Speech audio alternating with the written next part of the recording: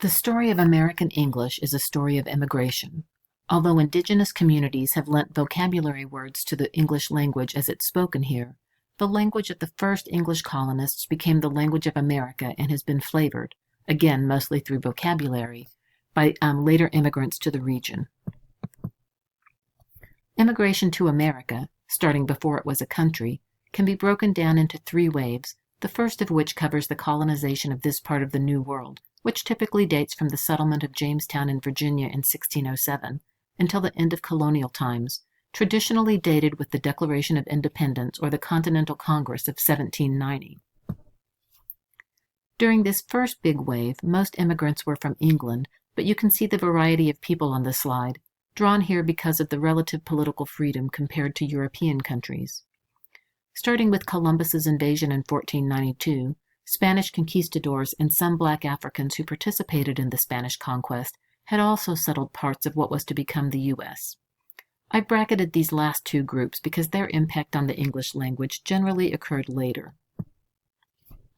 The greatest influx of Africans were enslaved persons. There were a few enslaved Africans prior to 1619, but the greatest influx began in 1619 and ended in 1808 with the act prohibiting the importation of slaves. However, illegal smuggling of Black Africans continued after 1808. Although current anti-immigrant rhetoric or calls for making English an official language or for building a wall are often presented as responses to unique situations in the U.S., it's clear that even during this early period, such rhetoric has been part of our history. The second big wave of immigration occurred during the time of westward expansion by Americans. Daniel Boone is one such example, who were joined by immigrants who came to the U.S. once again to escape problems in their home countries. This included large numbers of Irish who were driven out of Ireland by the potato famine of 1845 to 1852, and Germans fleeing after the 1848 Revolution. Wave 3 encompasses what might be considered the golden age of immigration at the end of the 19th century, and the national origins formula used from 1921 to 1965, and which established quotas based on nationality and aimed to preserve ethnic proportions of the population. You can see the continuation of a theme here. People immigrated to the American colonies, later the U.S., for improved economic opportunity and to escape persecution. The fourth wave, which we're still in, began with the Immigration and Nationality Act of 1965, which ended quotas based on nationality and ethnicity, and eventually instituted a worldwide quota. As with earlier waves of immigrants, this group includes people fleeing poverty and political violence, and includes large numbers of undocumented immigrants. This last element can be very misleading because there were virtually no barriers to immigration until after World War II. Many people who are concerned about undocumented immigrants today note that their own ancestors immigrated legally. However, it was simply a different system that had few requirements. My Irish side of the family, for example, came to the U.S. along with many other Irish immigrants in the late 19th century by simply traveling to Canada and crossing the U.S. border. One of the few laws on immigration in the 19th century was the Chinese Exclusion Act of 1882, passed in the wake of growing anti-Chinese sentiment and violence, which forbid Chinese laborers from immigrating and banned Chinese in the U.S. from becoming citizens. I want to show you this slide primarily because of the current spike in anti-immigration rhetoric.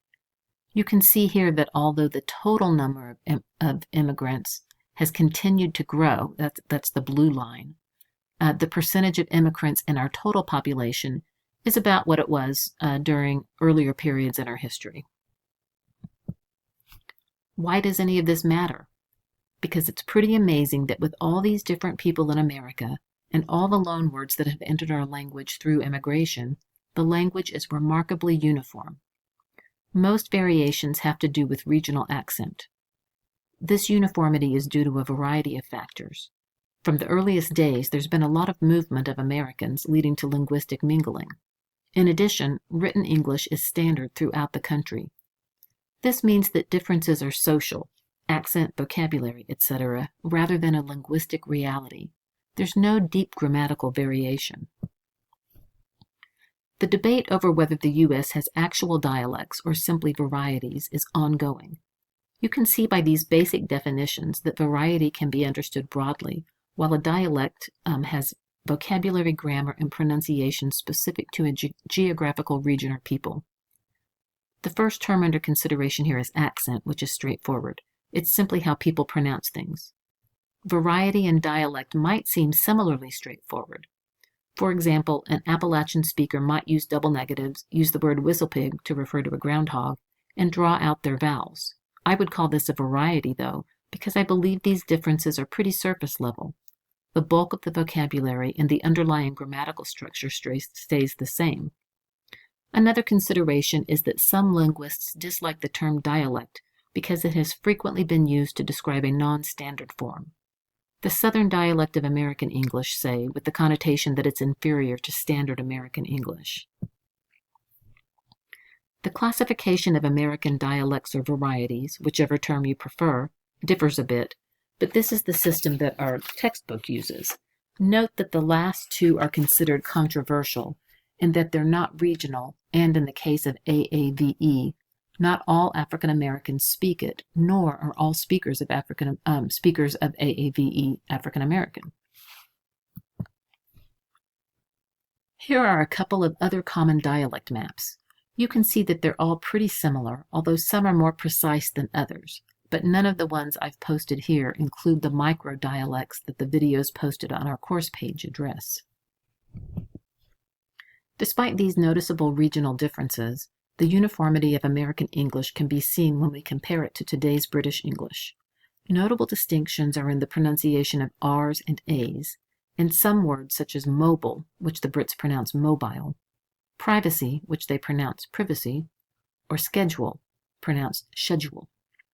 These differences can be attributed to the fact that the two forms of English continued to change after the colonies and eventually the U.S. were established.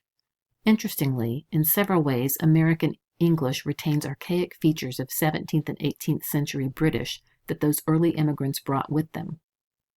In addition to pronunciation, we see slight differences in grammar and vocabulary. As used here, gotten and got are both participle forms used in constructing the past perfect tense, that is, the tense that describes the action that happened in the past and is still ongoing. Vocabulary is slightly different too. In the examples here, mad in America can mean angry, while in the UK it just means crazy, like the Mad Hatter in Alice in Wonderland. American sick is a catch-all word, while in the UK it often specifically means nauseous or needing to vomit, or, if we're going to be gross, the actual vomit itself. Although Americans use both fall and autumn, fall is more likely to be used in the US and is considered old-fashioned. And here's a crazy etymology. The word is shortened from the phrase fall of the leaf, which indicated autumn. Pretty early on, scholars noted distinctions between British and American English, and, like their English counterparts, wanted to ascertain American English. Part of this desire came from the same impulses we saw during the 100 Years' War and later during the Renaissance, a nationalistic pride which led to a desire to separate, in this case, from the Old World. Just as we saw during the Renaissance that English was elevated as a language suitable for learning and culture, Americans wanted to present their own form of English as suitable. As with British attempts to start a language academy, the American movement fizzled.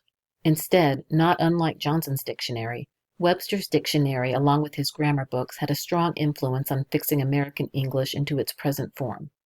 He noted that American English was distinct from British and developing in a different way, and thus deserving of being considered from an American point of view. Webster's 3 influential books were his American Dictionary of the English Language and 2 textbooks, because there was a low supply in the country, and Webster didn't like the few English ones that were available. But also like Johnson's dictionary, Webster's faltered in several places. For example, he was ignorant of the developing field of comparative linguistics. Remember Oriental Jones? And his etymologies were often wrong or lacking. However, just the act of recording had a big effect on how American English continues to differ in British. This is notable in American spelling, for example. He was not the first to undertake spelling reform. Here's a scheme that we can characterize as radical. Franklin's proposal, a reformed mode of spelling, opens with an analysis of spoken English in the form of a table prioritizing the alphabet by sound and vocal effort. He proposed getting rid of letters he thought were redundant. For example, the soft and hard sounds indicated by C could simply be expressed with a K or an S. As we've seen throughout this semester, attempts to reform and fix a language typically don't work. Instead, just as in the 18th century, forms based on custom and usage typically won out. Webster did propose some small changes, and we can trace some of the differences between American and British spelling and pronunciation to the efforts of this one man. But again, moderate changes worked better than radical ones. And even then, some of the moderate changes stuck while others didn't. Another effect of Webster's dictionary and textbooks was on American pronunciation.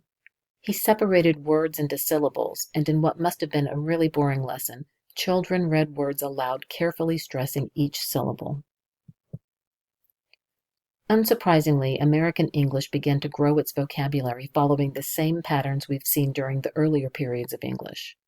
When the first settlers arrived, they extended the meaning of the word bluff, which had been borrowed from Dutch sailors to describe broad, flat ships, to mean a broad, vertical cliff.